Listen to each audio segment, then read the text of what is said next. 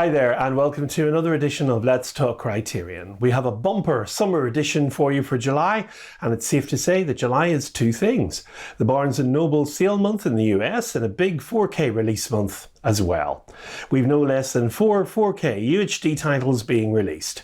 Bong Joon-ho's Okja, Devil in a Blue Dress, Scorsese's Raging Bull and Sofia Coppola's The Virgin Suicides. They all come to 4K in the collection. We also have David Lean's classic Summertime getting a standard Blu-ray release in the US and UK, as well as the Oscar-winning Drive My Car releasing in the US and Pink Flamingos debuting in the UK. Now before we get started, thank you so much to 20th and 21st Movies for mentioning me on his recent video.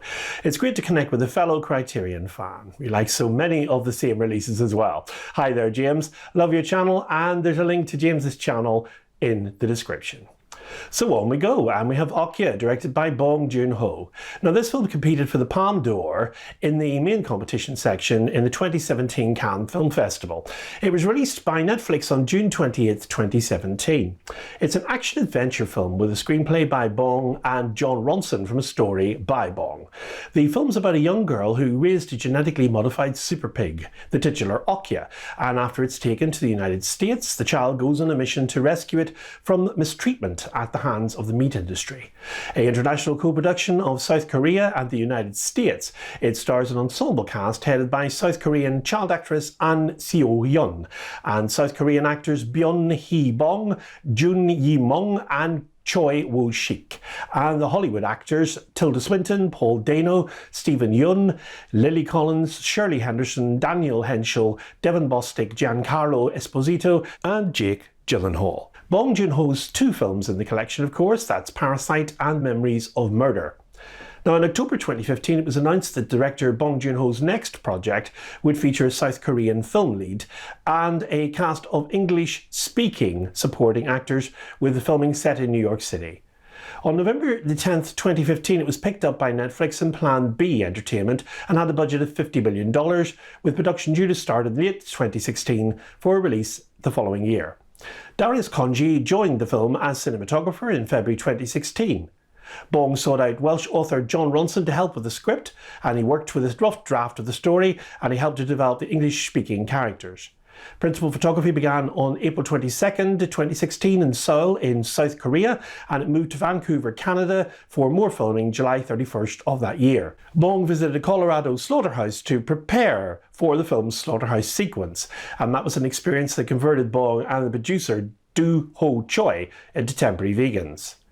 Bong's called the film a very shy and introverted animal, that's Okja. It's a unique animal that we've not seen before. The film is in 4K UHD with a Dolby Vision encode, and it arrived on the Netflix streaming service that way, and it's the same version that appears on the Criterion release we have. And we are due to get the same release in the UK, but sadly only on Blu-ray. Hopefully that will change further down the line, as we only got the Blu-ray of the excellent Double Indemnity as well here.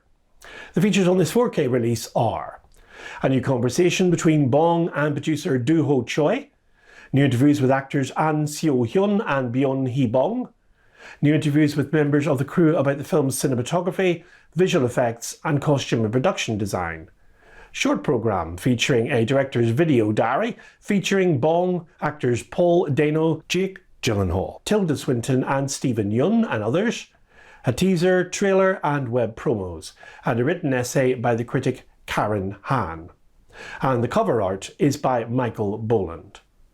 Okja's beating heart is the connection between a girl and her super pig, made all the more poignant by the brilliant special effects that bring its animal star to unforgettable life. Okja has a running time of 121 minutes and releases in the US on Tuesday the 5th of July as Spine 1133. It's out here in the UK on Monday 18th of July and has the new UK price point set at $22.99, which might start to price it out for first day release buyers and make them wait for the inevitable sales. Now next up we have Sofia Coppola's The Virgin Suicides. It's a debut feature of her, of course, and it was released on Blu-ray in the US April 2018, so it's certainly not a new title to the collection.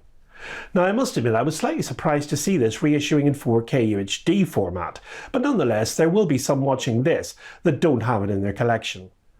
Now, with this debut feature, Sofia Coppola announced her singular vision to the world, exploring the aesthetics of femininity while illuminating the interior lives of young women.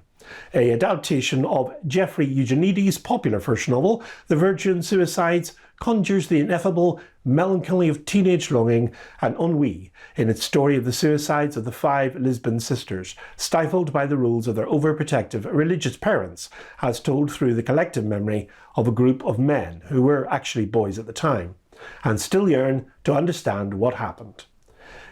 Evoking its 1970s suburban setting through ethereal cinematography supplied by Ed Lachman and an atmospheric score by Air, the film secured a place for its director in the landscape of American independent cinema and has become a coming-of-age touchstone. Sofia Coppola wrote the screenplay for, and of course directed, the 97-minute film, which was shot in the summer of 1998. The Virgin Suicides was Sofia Coppola's feature directorial debut. Now, the film is faithful to the novel, and much of the dialogue and narration is taken verbatim from its source material. The film received favourable reviews and was rated R in the US for its strong thematic elements involving teenagers. The French band Air created the score to the film, also entitled The Virgin Suicides. I've certainly got that CD in my audio collection, listen to it regularly. The Virgin Suicides has distinct parallels with the 1945 play The House of Bernarda Alba, written by Federico Garcia Lorca. Now, Kathleen Turner was the first actor to sign on to the project, playing the Lisbon girl's oppressive mother.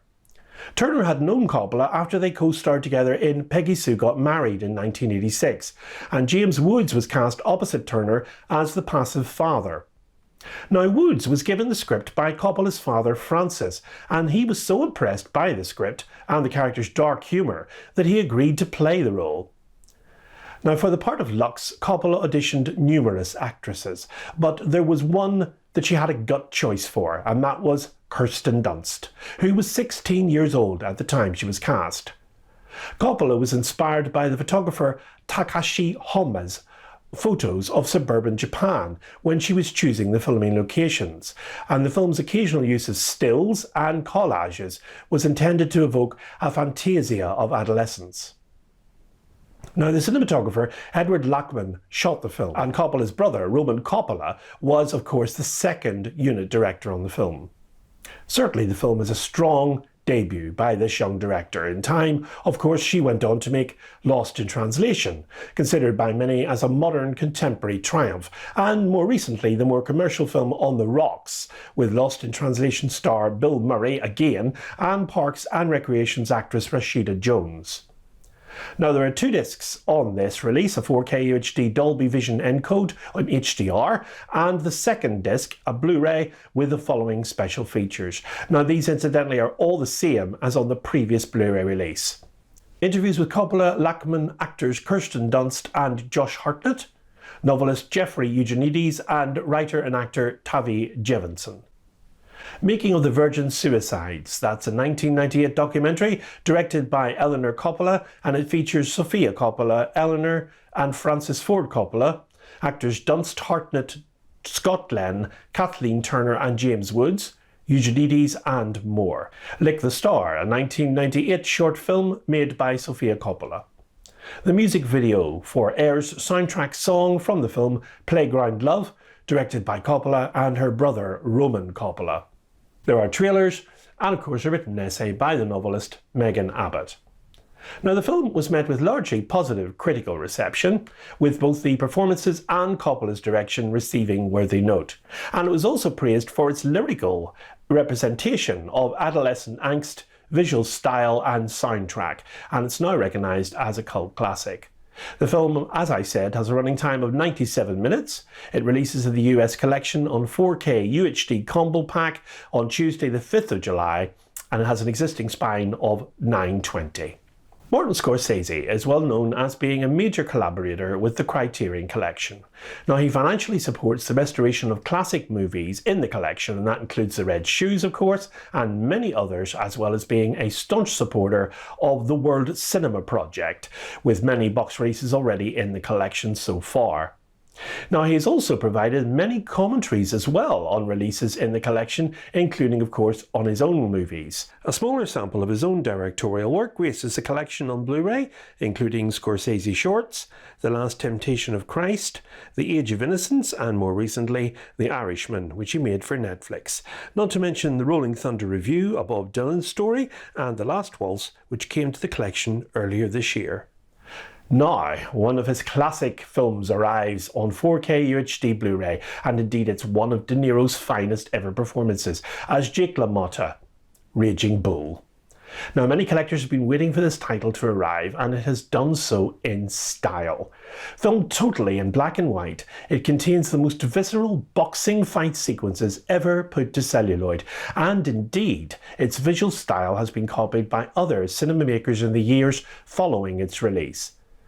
It's the feeling of being in the actual ring with this iconic boxer that makes it so impressive, and the sheer volatile nature of the storytelling. Raging Bull is a 1980 American biographical sports drama film directed by Martin Scorsese, produced by Robert Chartoff and Irwin Winkler, and adapted for screen by Paul Schrader and Mardik Martin from Jake LaMotta's 1970 memoir, Raging Bull, My Story.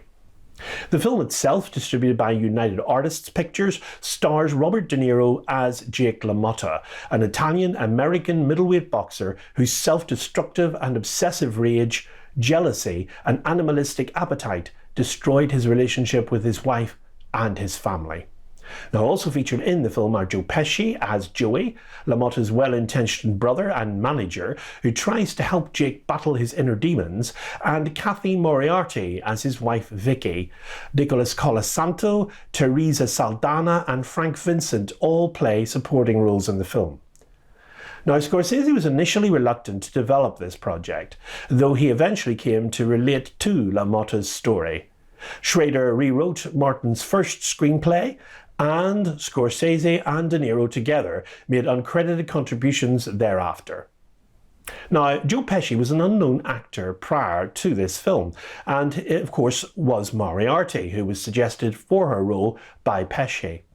During principal photography, each of the boxing scenes was choreographed for a specific visual style, and De Niro himself gained approximately 60 pounds, 27 kilograms in weight to portray LaMotta in his later post-boxing years. Now, Scorsese was exacting in the process of editing and mixing the film, expecting this to be his last major feature. Boy, are we so glad and grateful that that turned out not to be the truth. And he'd gone on since then, of course, to make some of his best films in the early 90s and beyond. One of Scorsese's trademarks was casting many actors and actresses new to the profession.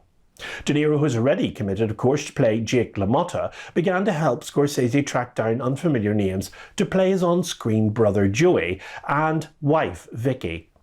Now, the role of Joey LaMotta was the first to be cast. De Niro was watching a low-budget TV film called The Death Collector when he saw the part of a young career criminal played by Joe Pesci, a then unknown and struggling actor, and thought he was an ideal candidate.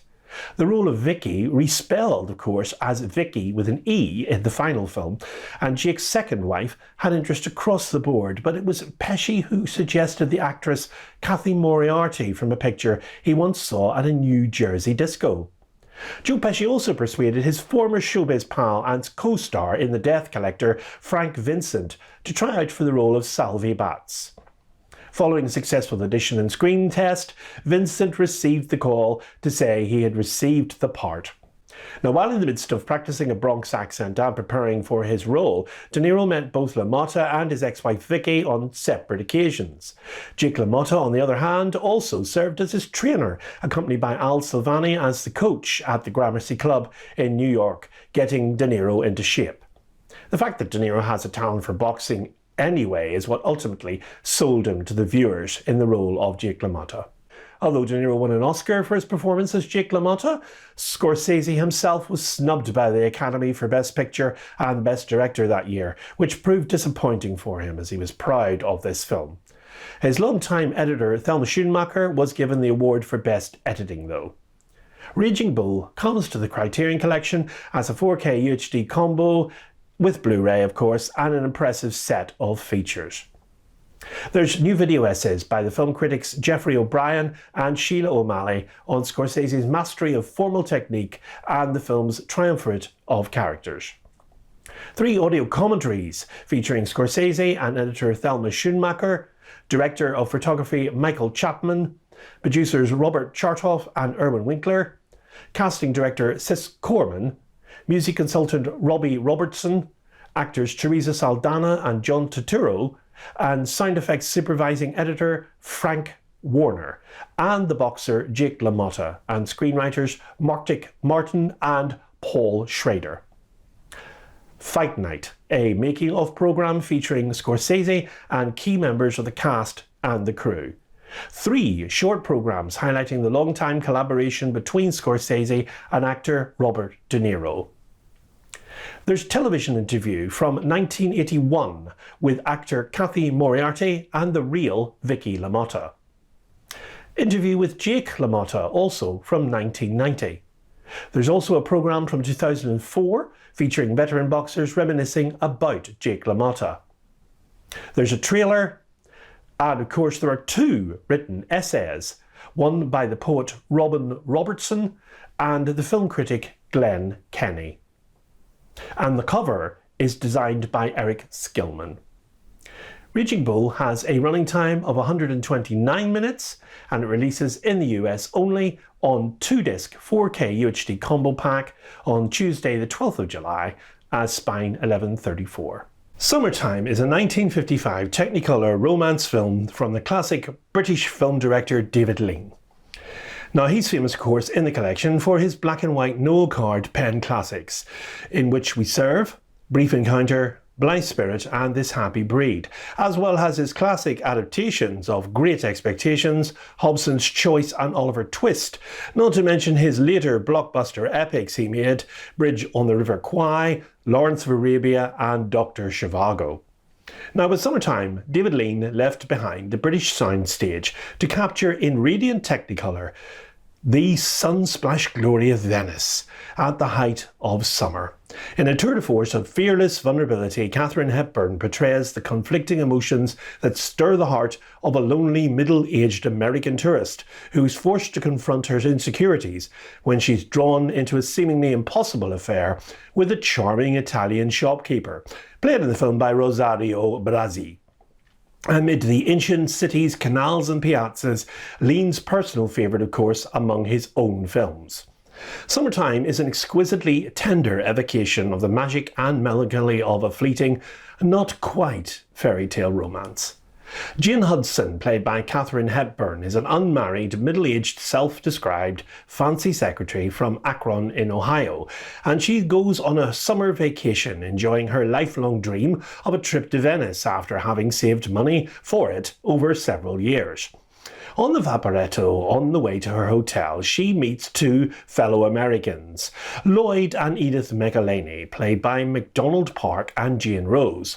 At the hotel, they're greeted by Signora Fiorini, played by Isa Miranda, a widow who has converted her home into a pensione. Also staying at the property are Eddie Yeager, Darren McGavin, a young American painter, and his wife Phil, Mary Alson. Now Jane's pestered off and on during her Italian stay by Mauro, a friendly Italian street urchin. Summertime was based on the Broadway play The Time of the Cuckoo, and that was adapted for screen with Jane Rose reprising her role on stage again in the film version.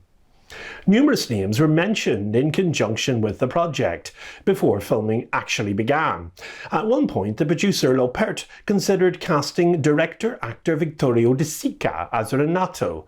Roberto Rossellini expressed interest also in directing the film, with Ingrid Bergman playing Jane and Olivia de Havilland supposedly considered also starring in the project. Lean was eventually chosen as the director for the film, with Hepburn of course cast in the leading role. Government officials initially resisted director David Lean's request to allow his crew to film on location during the summer months. Indeed, it was at the height of the tourist season, especially when local gondolieri, fearful they would lose income, threatened to strike if he was given permission to do so.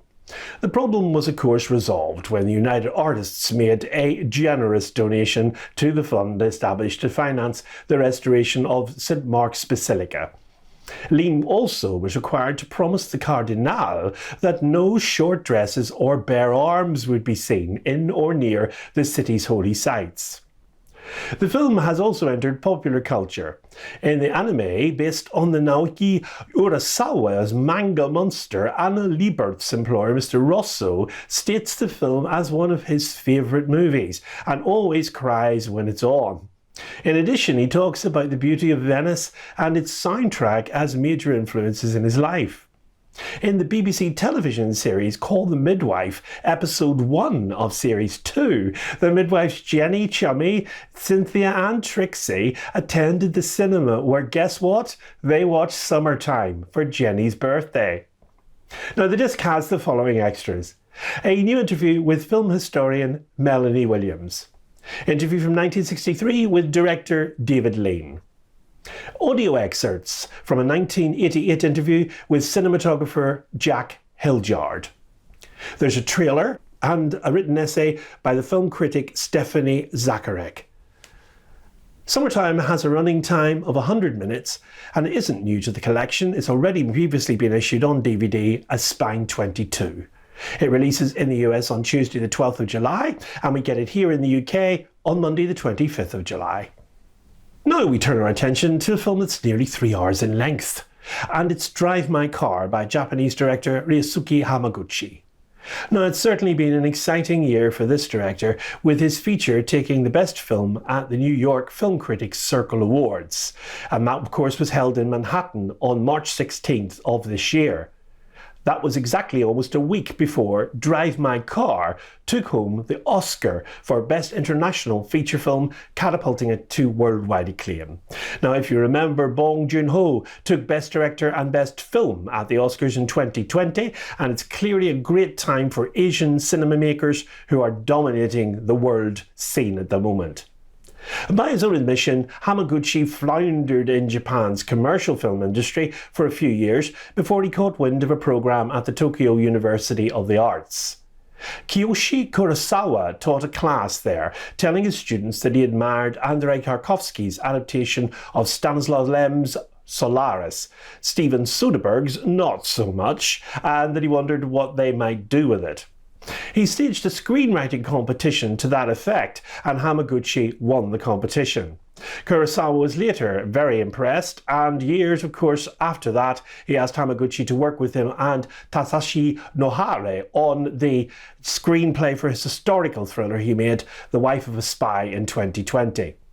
Now, we're so pleased that this director persevered with his directing career, as Drive My Car is clearly his reward for all the time and effort he's put in. With Drive My Car, the Japanese director has confirmed his place among contemporary cinema's most vital voices. 2 years after his wife's unexpected death, Yusuke Kafuku, played by Hidetoshi Nishishima, arrives in Hiroshima to direct a production of Uncle Vanya for a theatre festival, and through relationships with an actor played by Masaki Okada, with whom he shares a tangled history, and a chauffeur, Toko Miura, with whom he develops a surprising rapport, finds himself facing up to his emotional scars. This quietly mesmerising tale of love, art, grief and healing is ultimately a cathartic exploration of what it means to go on living when there seems to be no road ahead. Now, this film's a 2K digital transfer to Blu-ray and has a small smattering of features. There's a programme about the making of the film, featuring behind-the-scenes footage and interviews with actors Raika Kirishima, Hidetoshi Yashima, Masaki Okada, Park Yeon-rim, Jin Ye-yoon, and others. Press conference footage from the film's premiere at the 2021 Cannes International Film Festival. There is a trailer and, of course, a written essay by the author Brian Washington. Oh, and new cover art is by Jason Hardy. Now, I certainly don't want to give any details on the plot for this film, as you must experience this movie for yourself, but I guarantee you, you will not be disappointed. And it's great that Criterion have picked up this film so quickly for worldwide physical media release, as it's received major accolades already. And the listing, of course, of those are on the screen now.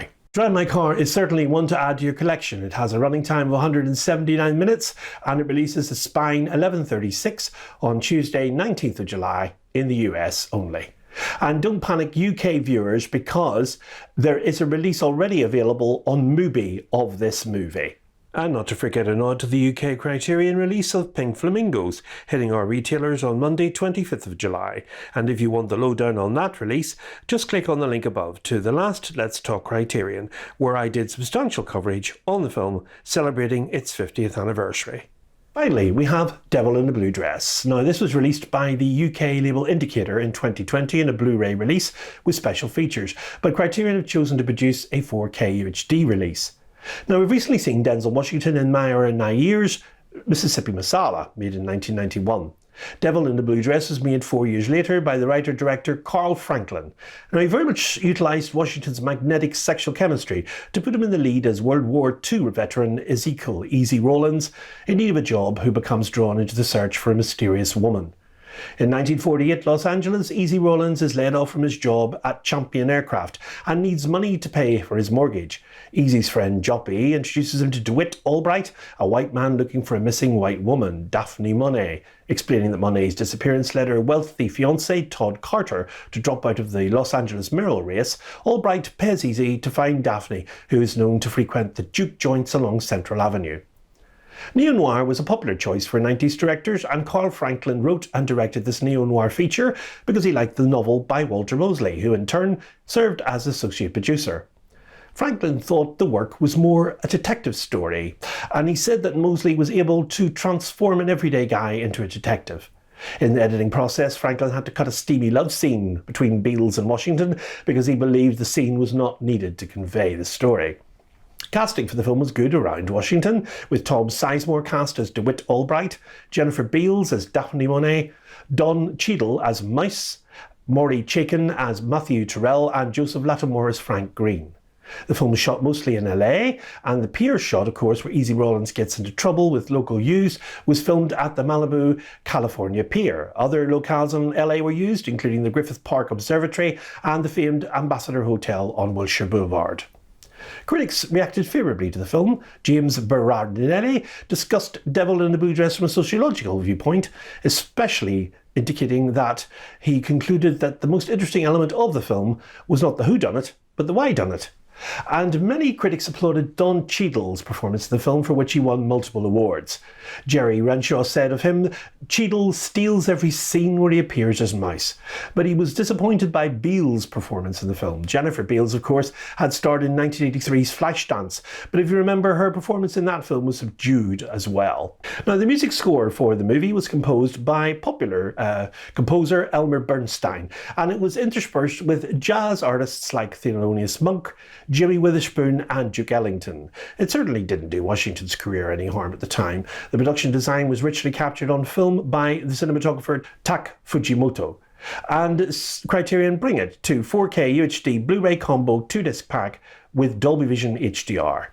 And the extras on the disc are an audio commentary featuring Franklin, new conversation between Franklin and actor Don Cheadle, new conversation between Walter Mosley, the author of the novel on which the film is based, and novelist and screenwriter Attica Locke. On-stage conversation taking place between Franklin and film historian Eddie Muller, recorded at the 2018 Noir City Film Festival in Chicago. Screen test for Cheadle, a trailer, and a written essay by the critic Julian Kimball. And the cover art for this disc, which is very impressive, is by James Ransom. Devil in a Blue Dress is a stylish mystery that both channels and subverts classic noir tropes as it exposes the bitter racial realities underlying the American dream, with a good central performance by Denzel Washington.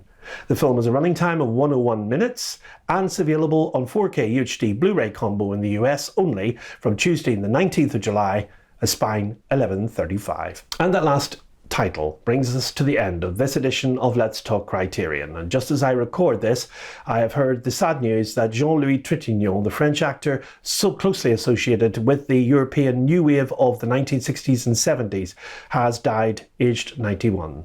Trintignant channeled his love for racing into the lead role of Claude Lelouch's 1966 international hit A Man and a Woman, playing a widower who falls in love with Anouk Aimée. Renowned for its theme music, of course, A Man and a Woman was a breakthrough success for French cinema in the US. And also there were two follow-ups, A Man and a Woman 20 years later from 1986 and The Best Years of a Life from 2019. Jean-Louis Trintignant also worked with a string of major directors of the era, with Claude Chabrol in Les Biches 1968, co-starring Stéphane Audran, to whom of course he'd been married in the mid-1950s. He played a magistrate investigating an assassination in Costa Gavras's Oscar-winning Z from 1969, and starred in similarly political material with Bernardo Bertolucci's anti-fascist drama The Conformist from 1970. He also starred in Eric Rohmer's discussional romance Meine et Mauds 1969. And he confined his activities mainly to European cinema, but he did play a spy in Under Fire in 1983, the Roger Spottiswoode directed political thriller. And he would also go on to star in his final films of two major European auteurs. That's an estate agent suspected of murder in Francois Truffaut's Finally Sunday from 1983, and a retired judge in Krzysztof Kieslowski's Three Colours Red 1994. Another great actor in European cinema sadly leaves us. In the next edition, we preview the announced August releases. That's the Safdie brothers' Daddy Longlegs, Ronald Brownstein's Frownland, Hotel du Nord by the French director Michel Carnet, Sidney Poitier, Buck and the Preacher, and Faya Dailly, directed by Jessica Bashir. And in the UK, we look forward to Umberto D, The Big Chill from Lawrence Kasdan, The Breaking Point, all getting their UK Blu-ray releases. And we play out with Air and High School Lover from the score of The Virgin Suicides. So until then, from me, it's goodbye, and above all, good viewing.